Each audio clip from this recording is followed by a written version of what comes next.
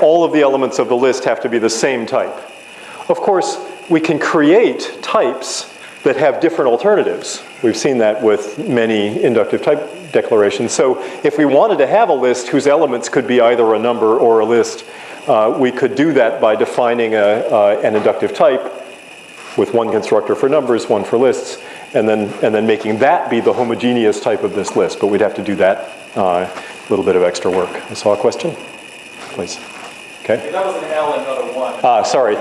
If it was an L and not a 1, then we might be in better shape. And I apologize for the potential confusion there.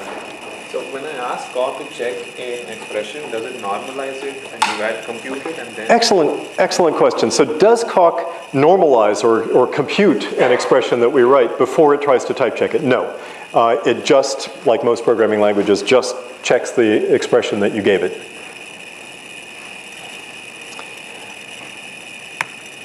Okay, and what about this one? Okay, this is a list of lists of numbers. And what about this one?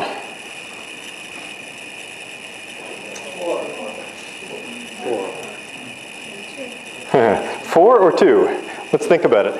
So this is a list of numbers consed onto a list of lists of something. And that sounds okay. So we can put it together and we get a list of lists of numbers. So it's 2. And what about this one? What's that? 3. Right? Remember, at takes away the automatic insertion of underscores to be filled in.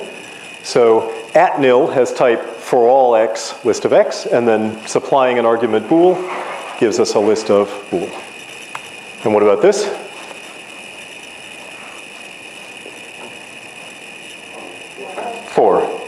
This is bad. And what about this?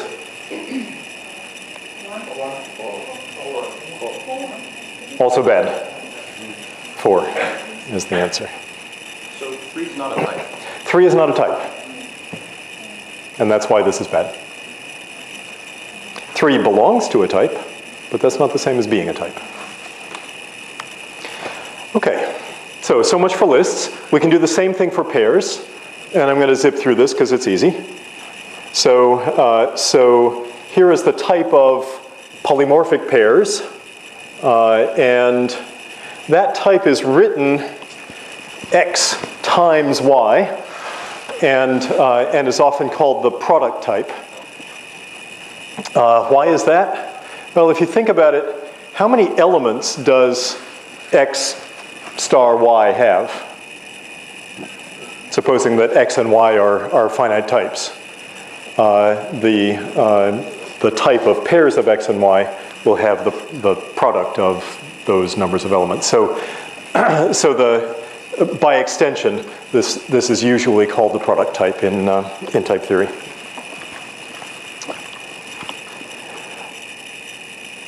There is a pernicious and subtle and easy confusion to get into between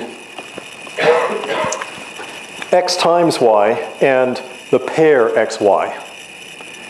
Because we can compute at the level of types, this expression makes perfect sense. It's the pair of the types x and y. This is the type of pairs of an x and a y. What's the difference? The difference is this classifies values that look like the pair constructor applied to an x and a y. This doesn't classify anything. It's a data structure at the level of types, which is a slightly funny thing that we'll come back to later. So it's a pair of 2 types. All right, we can now define polymorphic versions of our functions over pairs, like first and second. I'm going to skip that. And let's talk about options. So options, remember we had nat option. We can have polymorphic options. just like ML and Haskell. So the type option takes an argument x, and the sum constructor takes an x as argument and produces an option x. The none constructor just is an option x. And now we can define things like nth with its error result as elements of option x. Okay, so much for polymorphism. That's all I'm going to say about polymorphism unless there are questions. Second topic for this chapter is functional programming in the sense of using functions as data. We've already seen that functions have types that suggest that they should be allowed to be used as data. That is, you could make a list of nat arrow bool functions and maybe take the head of that list and then apply it to some argument. And so the purpose of this bit of this chapter is to show how that works in coq. And nothing about this is going to surprise anybody that's used to programming in ML or Haskell or Scheme. Okay, so here is our first higher order function. It is a polymorphic higher order function, so it takes a type argument x. It takes a function from x to x. It takes a value of type x, and it applies that function f 3 times to the provided value n. So do it 3 times has type for all x, x arrow x in parentheses, arrow x, arrow x. In other words, it takes 3 arguments. The first is a type, the second is a function, and the third is a suitable argument to that function. And now we can use do it 3 times to, say, negate true 3 times. That gives us false. And we could use it with other data of other types also. For example, do it 3 times using the -2 function and the starting argument 9 gives us back 3. Okay, do it 3 times is not a very interesting higher order function. A much more interesting higher order function is filter. So filter takes a type x, a predicate or a test for x's that returns a Boolean, and a list of x's, and it returns us the list of those elements of the provided list that satisfy the test. So filter even b and the list 1, 2, 3, 4 gives us back the even elements of that list.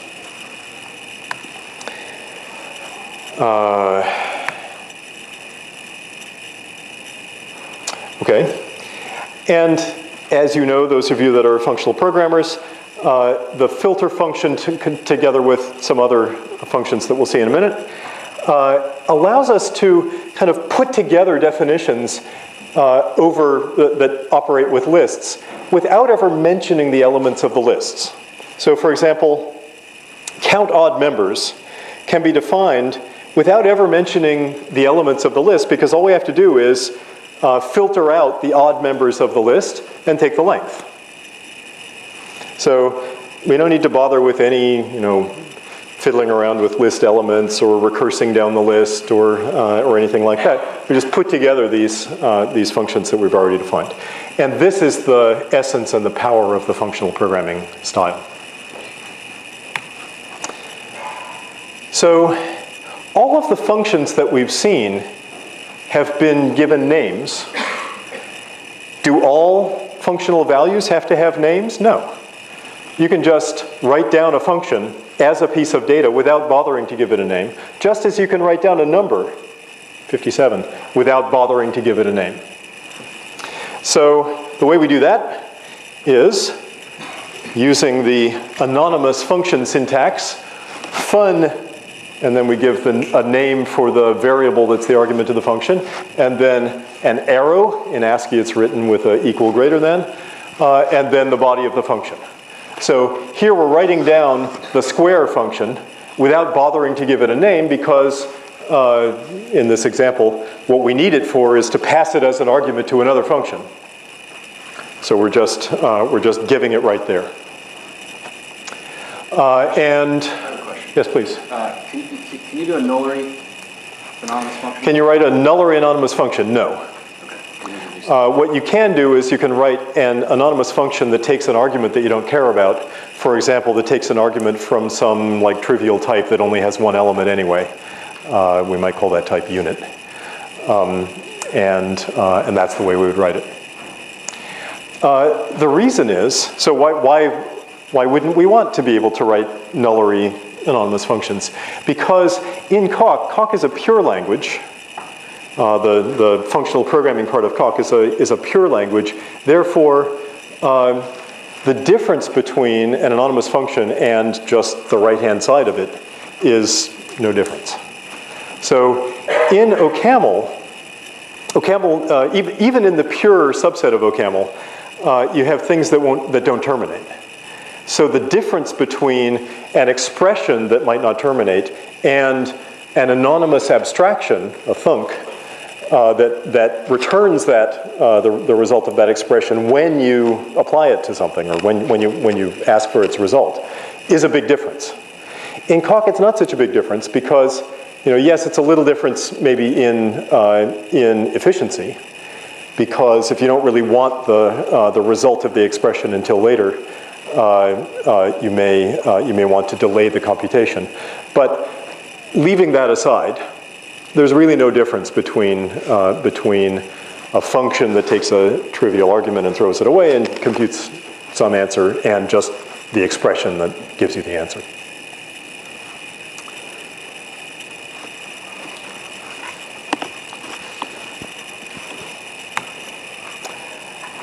Another favorite higher order function is called map. So map is a function that takes two type arguments, x and y. It takes a function f from x to y and a list of x's, and it returns you a list of y's. How could it do that? Well, in pretty much the only possible way. By recursing down the list of x's, and for each one applying f to it, and consing together the results into a list of results.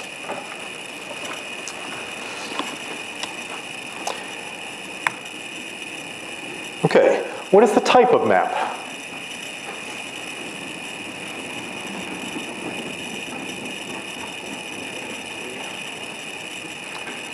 Okay, shout it out.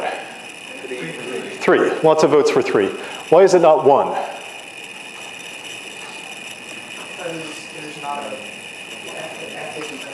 Yeah, so because we're missing some parentheses. So this type 3 says this is one argument and its type is a function. This says there are two arguments, one of type x and one of type y, and that's not what we mean here. Can't I curry that? Get something equivalent? Can't you curry it and get something equivalent? No. We're coming back to currying in a minute, so save that question. Let's see, I'm going to skip that. All right, here is another favorite higher order function. It's called fold.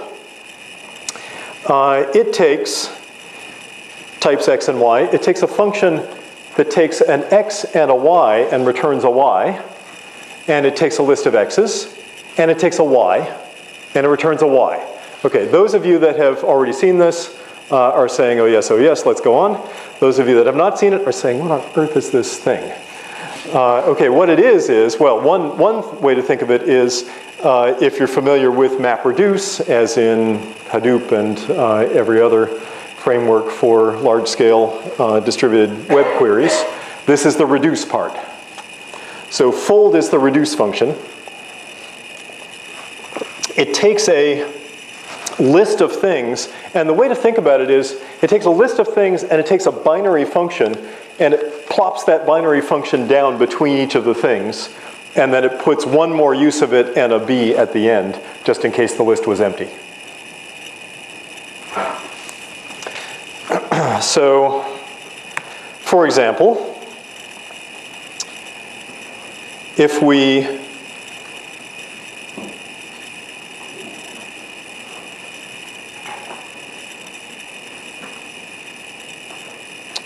fold the times operation over the list 1, 2, 3, 4 and the starting value 1, what we get is 1 times 2 times 3 times is, sorry, 1 times 1 times 2, or maybe, let's see, which way do we define it?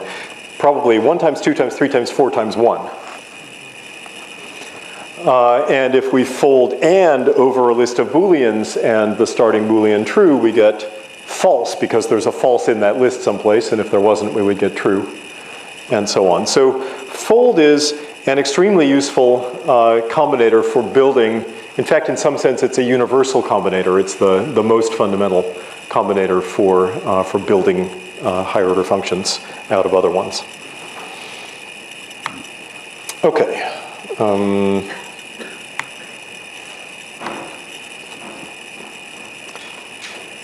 going to skip those. When you say fold is a universal combinator, is there a way to make that precise? Yeah, so when I say fold is a universal combinator, is there a way to make that precise? Yes. It gets into the content of lots of ICFP papers. But let's see if there's a simple way to say it. Well, the fold is the iterator essentially for the type of lists. So you can think of it as analogous to the induction schema for that type. And just as induction can be used to prove pretty much everything you want to prove about lists, fold can be used to write pretty much everything you want to write about lists. Can I use some kind of reflection mechanism to automatically use the catamorphism from the definition? So can you use some kind of reflection mechanism to automatically induce the catamorphism from the inductive definition? I'm going to pass on that question, except to observe that you don't need it because it's already built in. It's already what you get.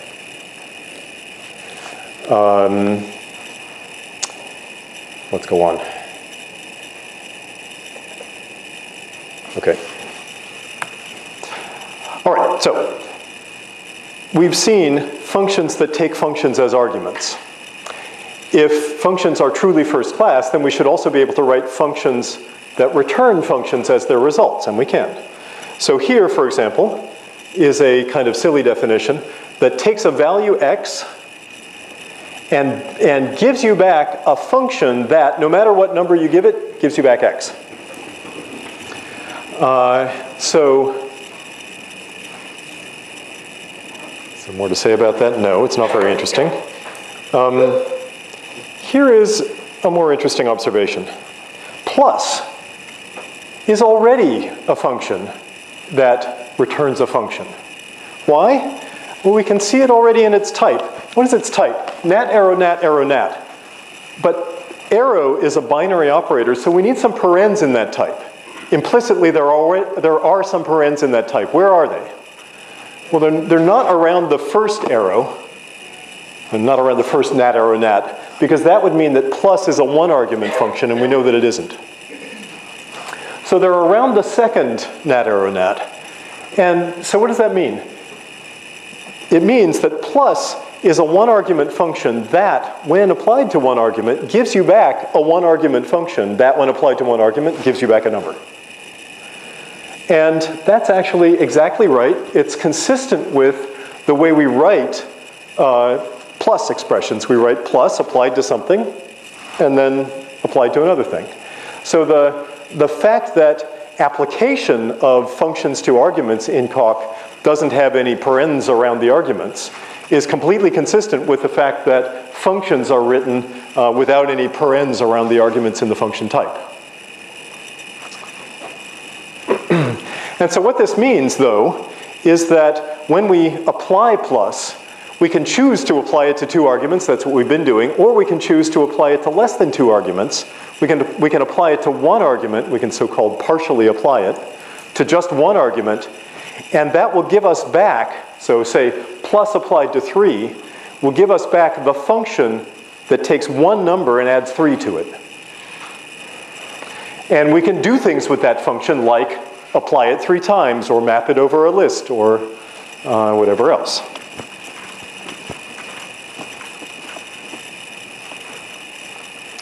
Okay. End of polymorphism and higher order functions. Any questions about that?